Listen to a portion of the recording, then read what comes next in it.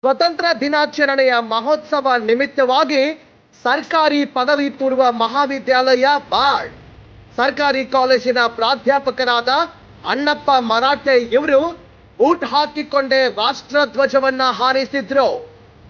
ಇವರು ಭಾರತಾಂಬೆಯ ಫೋಟೋ ಮಾತ್ರ ಇಟ್ಟು ಪೂಜೆ ಮಾಡಿದ್ರೆ ಹಾಗೂ ಮಹಾತ್ಮ ಗಾಂಧೀಜಿ, ಬಾಬಾ ಸಾಹೇಬ್ ಅಂಬೇಡ್ಕರ್ ಅವರ ಫೋಟೋವನ್ನ ಇಡದೆ ಈ ಮಹಾನುಭಾವರಿಗೆ ಅಪಮಾನ ಮಾಡಿದ್ದಾರೆ. ಸರ್ಕಾರದ ಆದೇಶವನ್ನ ಗಾಳಿಗೆ ತೂರಿ ಧ್ವಜಾರೋಹಣವನ್ನ ಮಾಡಿರುತ್ತಾರೆ. ಕನಿಷ್ಠ ಬುದ್ಧಿ ಇಲ್ಲದ ಹಾಗೆ ವರ್ತಿಸುತ್ತಾರೆ. ಇದರ ಬಗ್ಗೆ ಮೇಲಾಧಿಕಾರಿಗಳು ಯಾವ ಕ್ರಮ ತೆಗೆದುಕೊಳ್ಳುತ್ತಾರೆ ಎಂಬುದನ್ನ ಕಾದು ನೋಡಬೇಕಾಗಿದೆ. ನಮ್ಮ ನಡೆ ಭ್ರಷ್ಟಾಚಾರ ತಡೆ. Ravi B Kamble, RK 22 news Kannada, Hukkeri.